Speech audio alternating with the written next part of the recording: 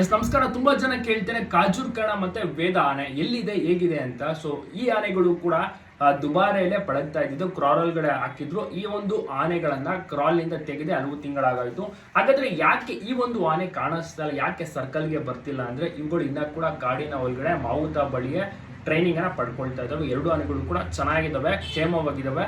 Next ಬರುವ ತಿಂಗಳಾಗಿರ್ಬೋದು, ಡಿಸೆಂಬರ್ನಲ್ಲಿ ಅಥವಾ ಜನವರಿಯಲ್ಲಿ ನೀವು ಕ್ಯಾಂಪ್ನಲ್ಲಿ ಅಫಿಷಿಯಲ್ ಎಂಟ್ರಿ ಆಗುವಂಥದ್ದನ್ನ ಎಲ್ಲವನ್ನೂ ಕೂಡ ನೋಡ್ಬೋದು.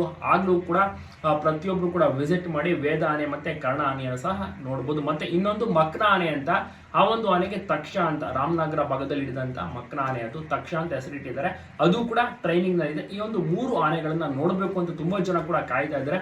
3 ಆನೆಗಳು ಕೂಡ ಹೊಸದು, ಇನ್ನ ಸ್ಟಿಲ್ ಅಂಡರ್ ಟ್ರೈನಿಂಗ್. ಮಾವುತ ಅವರು ಕಾಡಿನಲ್ಲಿ ಅವರು ಮನೆಯನ್ನ ಮಾಡ್ಕೊಂಡಿರ್ತಾರೆ. ಸೊ ಅಲ್ಲಿಯೇ ಆನೆಗಳನ್ನ ಪಳಗಿಸ್ತಾ ಇರ್ತಾರೆ. ಅತಿ ಶೀಘ್ರದಲ್ಲಿ ಈ ಒಂದು ಆನೆಯನ್ನು ಕೂಡ ಕ್ಯಾಂಪ್ ಸರ್ಕಲ್ಗೆ ಅಫಿಷಿಯಲ್ ಆಗಿ ಕರ್ಕೊಂಡ್ ಬರ್ತಾರೆ. ಹಾಗೆ ಎಲ್ಲರೂ ಕೂಡ ನೋಡ್ಬೋದು, ವಿಡಿಯೋನು ಸಹ ಮಾಡ್ಬೋದು.